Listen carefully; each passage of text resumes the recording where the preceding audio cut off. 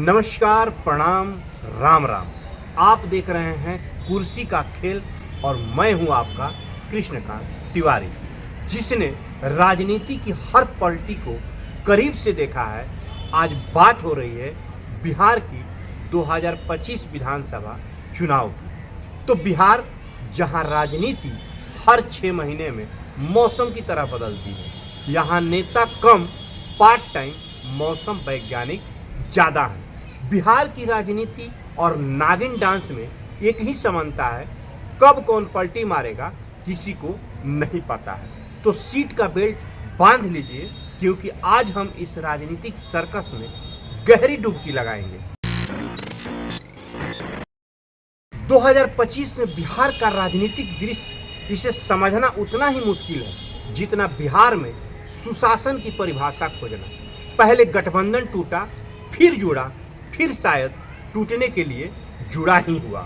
हमारी पार्टियां तो बॉलीवुड फिल्मों की तरह है, सीक्वल, प्रीक्वल, रीमेक और कप पलट सीन तो हर साल आते जाते रहते हैं। एक पार्टी पिछली बार जिसके खिलाफ लड़ रही थी, इस बार उसी की गोद में बैठी हुई है। इसे कहते हैं राजनीति का शुद्धिकरण। और इस पूरी भागदौड़ में हमारे आम मतदाता का हालत क्या है, एक दुखी और बेचारा बन के रह जाती है। तो बिहार का वोटर भी गजबे है, हर चुनाव में नई उम्मीद ढूंढता है और हर बार वही नेताओं से मिलता रहता है। लेकिन इस बार एक नई एंट्री हुई है, जिसका नाम है प्रशांत किशोर, जो जन सुराज लेकर आए हुए हैं। ये वो आदमी हैं जिन्होंने सबको जिताया, मोदी से लेके ममता बनर्जी अब खुद को जिताने निकले हैं।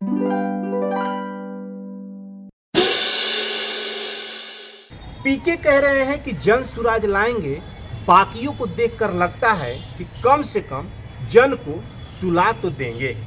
हमरे सुशासन बाबू, यानी हमारे पलटू चाचा, जिसको कह सकते हैं नीतीश कुमार जी, एक बार फिर इनकी पलटी मारने की स्पीड इतनी है कि अब तो इन्हें गठबंधन की फ्री स्टाइल स्विमर कहना चाहिए। बीजेपी कहती है हम जंगल राज नहीं आने देंगे, यानी बीजेपी का नारा है कि हम जंगल राज नहीं आने देंगे, जैसे जंगल राज सिर्फ आरजेडी के आने से ही आता हो, बाकी सब तो फूलों की खेती है। एनडीए का मुख्य वादा है विकास। बिहार में विकास ऐसा होता है, सड़कें बनेगी फिर टूटेगी और टूटी हुई सड़क पर नया फ्लाईओवर बन जाएगा। इधर हैं तेजस्वी यादव और उनकी टीम। उनका सबसे बड़ा नारा है सरकारी नौकरी और ढेर सारा रुपया पैसा बांटने का ख्वाब।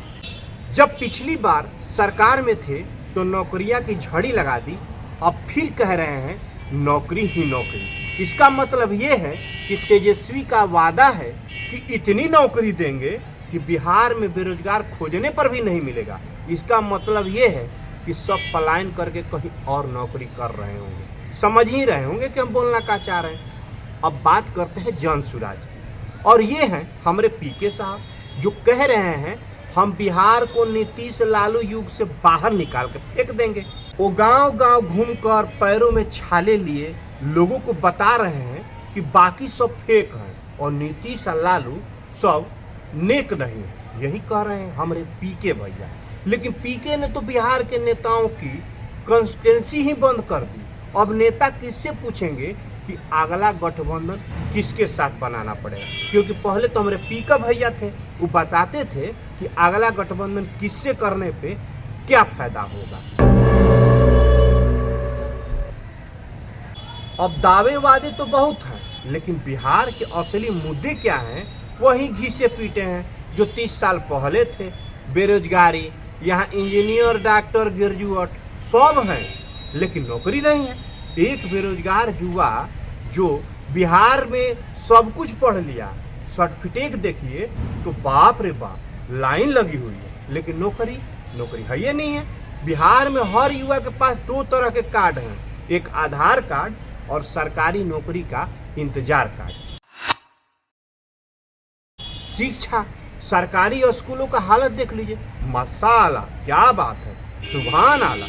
टीचर कम, चुनावी ड्यूटी पे ज़्यादा रहते हैं वो। बिहार में शिक्षा का हाल, स्टूडेंट 10वीं पास करके पलायन का टिकट कटवाता है क्योंकि उसे पता है कि आगे कुछ होने वाला है ये नहीं। अरे पढ़ के करेंगे क्या? जब बीए करने के बाद गुजरात के लोहा फैक्ट्री में ही काम करना है, उससे अच्छा है कि 3 साल 5 साल बर्बाद करने से अच्छा है कि 10 क्लास पढ़ने के बाद हम जाके गुजरात कमाएं।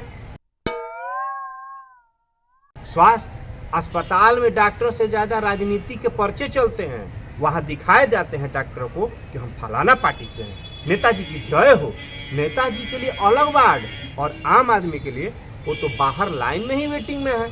और इन सबसे ऊपर है हमरे जाति, हम फलाना जाति के हैं, इसलिए हमको बढ़िया ट्रीटमेंट मिलना चाहिए। बिहार में अब कितना भी विकास की बात कर लो, अंत में नेताजी कहेंगे अरे भाई जाति देखिए, विकास तो कल हो ही जाएगा।